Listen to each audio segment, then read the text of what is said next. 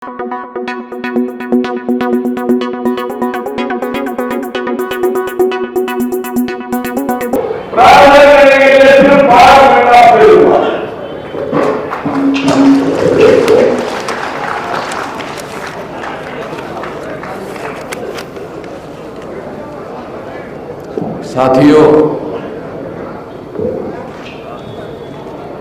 हरियाणा में आज आप लोगों के द्वारा एससी और बीसी के लोगों का, ओबीसी के लोगों का एकता सम्मेलन आयोजित किया गया है।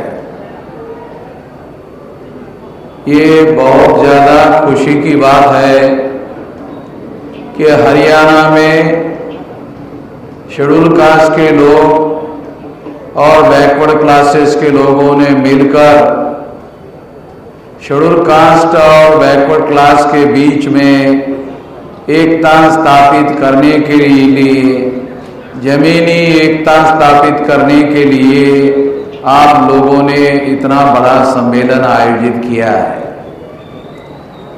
ये जो काम आप हरियाणा में कर रहे हैं, यही काम हम लोग बामसेफ के द्वारा, भारत मुक्ति मोर्चा के द्वारा सारे देश भर में कर रहे हैं। साथियों,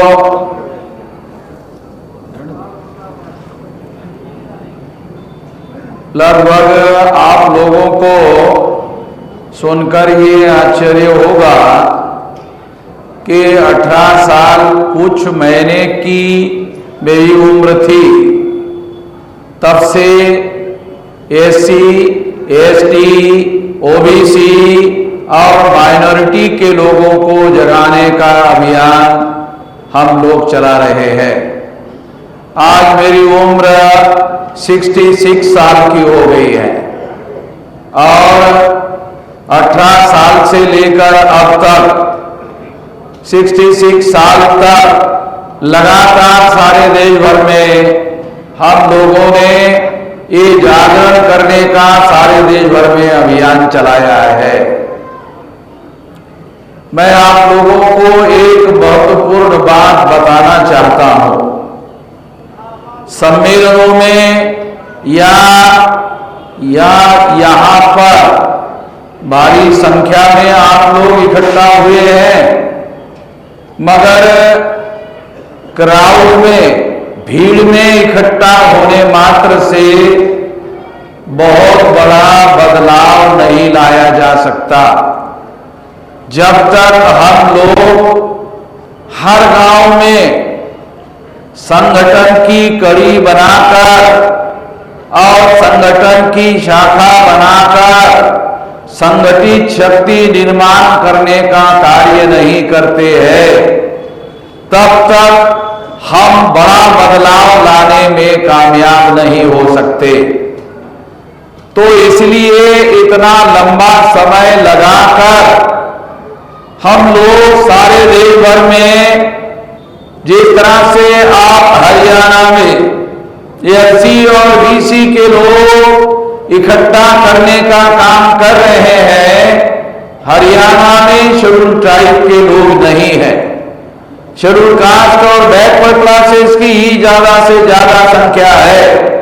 इसलिए आप शेड्यूल कास्ट और बैकवर्ड क्लासेस के लोगों को इकट्ठा करने का काम कर रहे हैं, मगर ये बदलाव केवल हरियाणा में लाने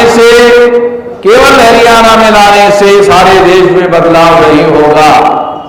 देश में लोकसभा की 543 लोकसभा की सीटें हैं और हरियाणा में केवल 10 है। सारे देश भर में लोकसभा की 543 सीटें हैं, उसमें से केवल 10 सीटें हरियाणा की है।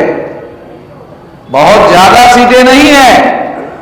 अभी आप लोग सुनकर और हैरान हो जाओगे कि उत्तर प्रदेश एक अकेला प्रदेश है जहां से लोकसभा की 80 सीटें चुनकर जाती है। तो इस हिसाब से ये तो 10 गुना हो गया। हरियाणा के हिसाब से ये लगभग जो है 8-10 गुना हो गया। इसलिए साथियों, हम लोगों को देश भर में परिवर्तन लाने के लिए तैयारी करनी होगी और इस तैयारी का काम मैं सारे देश भर में करने में लगा हुआ हूं। और आपके हरियाणा में राजकुमार सैनी जी लगे हुए हैं। सारे देश भर में मैं ये काम करने में लगा हुआ हूं और हरियाणा में सैनी जी लगे हुए हैं। और इसलिए मैं आपके हरियाणा में सैनी जी की ताकत बढ़ाने के लिए उनका समर्थन करने के लिए आया हूं।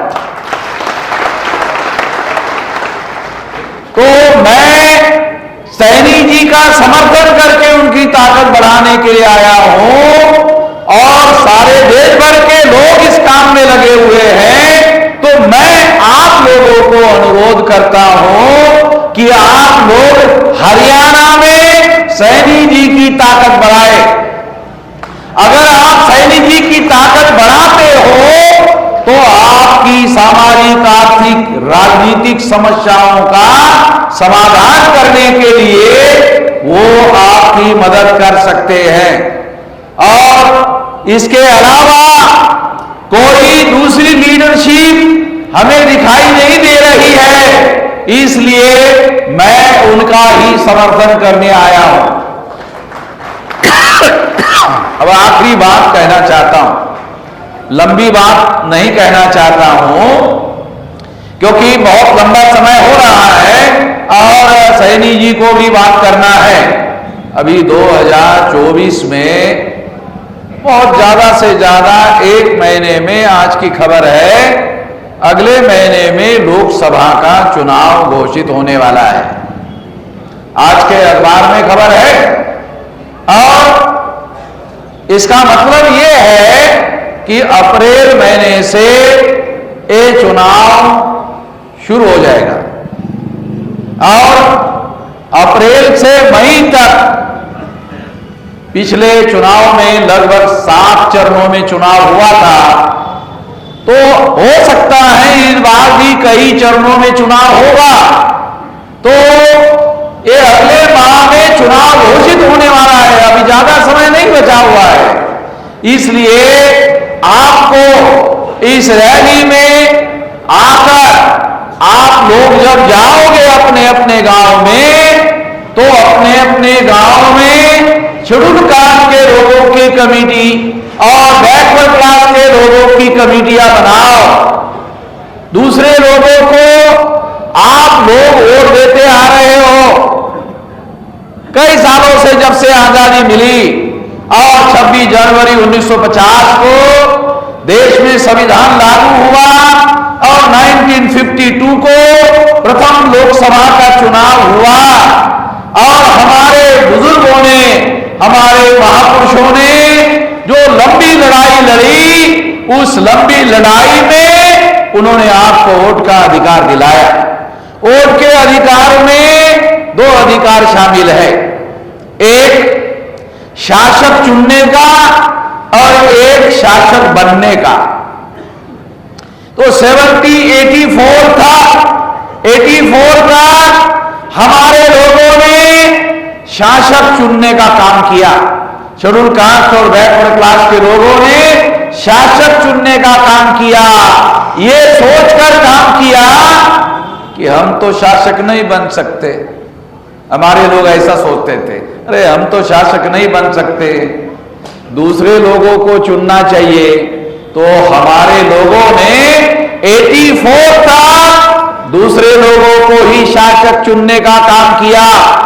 84 में काशीराम जी ने बहुजन समाज पार्टी बनाई और उन्होंने ये ऐलान किया, वोट हमारा और राज तुम्हारा, नहीं चलेगा, नहीं चलेगा, नहीं चलेगा।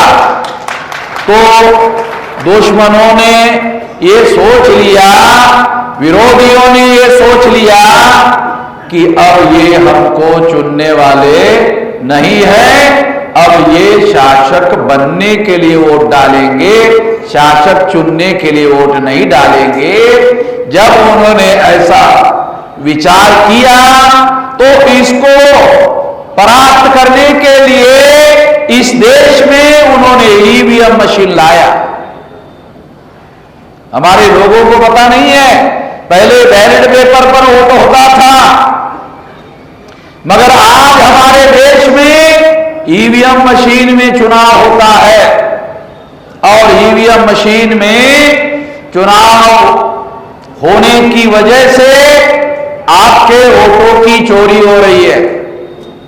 और इस वजह से, और ये बात सुप्रीम कोर्ट ने 8 अक्टूबर 2013 को अपने जजमेंट में लिखी।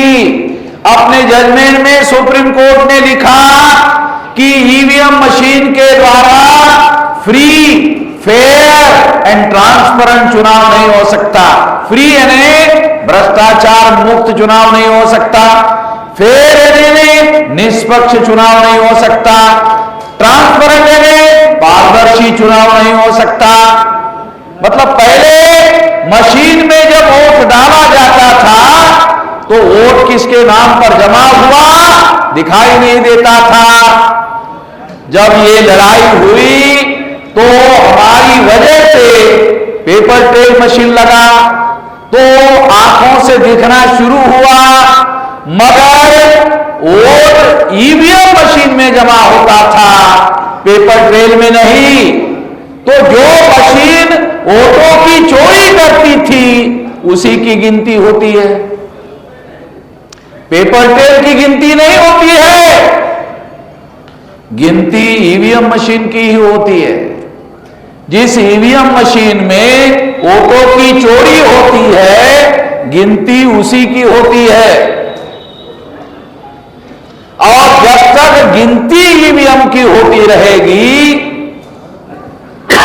देश में 100 में 85-90% हमारे लोगों के वोट है। इस हिसाब से हमारे लोगों का राज होना चाहिए। मगर हमारे वोटों की चोरी करना शुरू हो गया है, ईवीएम मशीन की वजह से ऐसा हो रहा है। इसलिए इस सम्मेलन में मैं चुनाव आयोग को बैलेट पेपर से चुनाव करने की मांग करता हूं। बैलेट पेपर से चुनाव होना चाहिए और बैलेट पेपर के द्वारा चुनाव करवाकर हम लोग फ्री, फेयर एंड ट्रांसपेरेंट चुनाव करवा सकते हैं। और बैलेट की 100% गिनती की काम होना चाहिए। जब ऐसा होगा तो हम लोगों को सफलता मिलेगी, हरियाणा में भी मिलेगी और देश में भी मिलेगी। ऐसा करना होगा। ऐसा करने के लिए आप साथ सहयोग और समर्थन करेंगे, इस आशा और विश्वास के साथ आपने मेरी बात ध्यान से सुनी, इसके लिए आभार, धन्यवाद। आवाज दो, आवाज दो।